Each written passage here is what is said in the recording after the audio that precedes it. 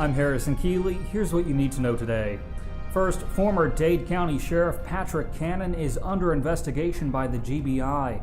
Members of his own department have accused him of breaking several laws, including theft and defrauding state officials. Cannon is accused of selling a truck that had been loaned to the sheriff's office by the Emergency Management Agency. He also allegedly used taxpayer money to pay his parking and speeding tickets in Chattanooga.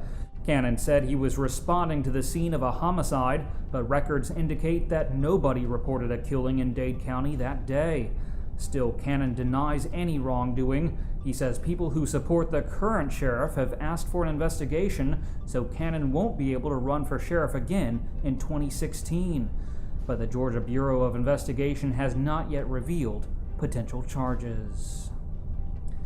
A major Mexican meth ring has been infiltrated in Whitfield County. Authorities say nearly 60 people face charges and close to 30 have been arrested so far.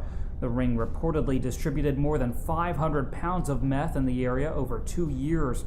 Investigators seized 13 guns, 10 vehicles, and even a house in Athens, Tennessee. The three main suspects have been identified as Adrian Trinidad, Luis Rendon, and Rafael Segovia Pineda. Some students at Ottawa High have created the first gay-straight alliance in the Hamilton County school system. The group is meant to help gay students and straight allies promote inclusion.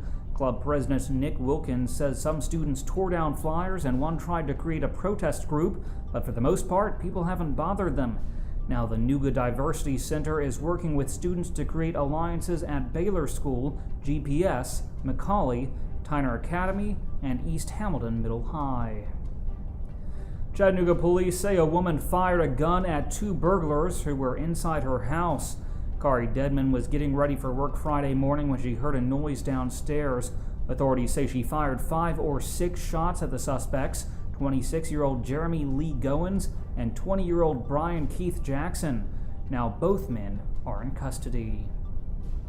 Chattanooga police say 2 13-year-olds staged a robbery at gunpoint. It reportedly happened Thursday evening near East Lake Recreation Center on Dodds Avenue. Police say the boys stole an iPhone from another 13-year-old boy. The suspects were taken to a juvenile detention center. Ryan Mallory, the football coach at Chattanooga Central High School, has resigned. Mallory is leaving after just 1 year on the job, but the school may have a successor in line. First-year offensive coordinator Gary Bloodsaw is expected to become coach.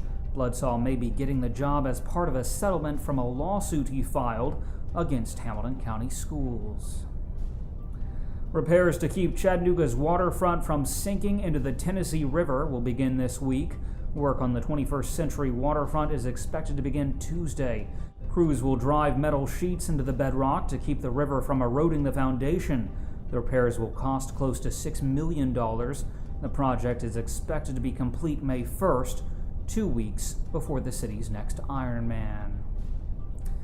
Chattanooga's annual Christmas parade has been canceled. Officials say the Holiday Starlight Parade won't happen this year due to a lack of financial support. The downtown parade is typically scheduled on the second Saturday of December. While the parade has been a holiday staple for decades, this isn't the first year it's been canceled due to funding concerns. Officials say it could be back next year. Finally, a 2-mile pedestrian greenway is being planned for Dayton, Tennessee. The trail would stretch from one end of town to the other and give people access to parks, shopping, and Bryan College.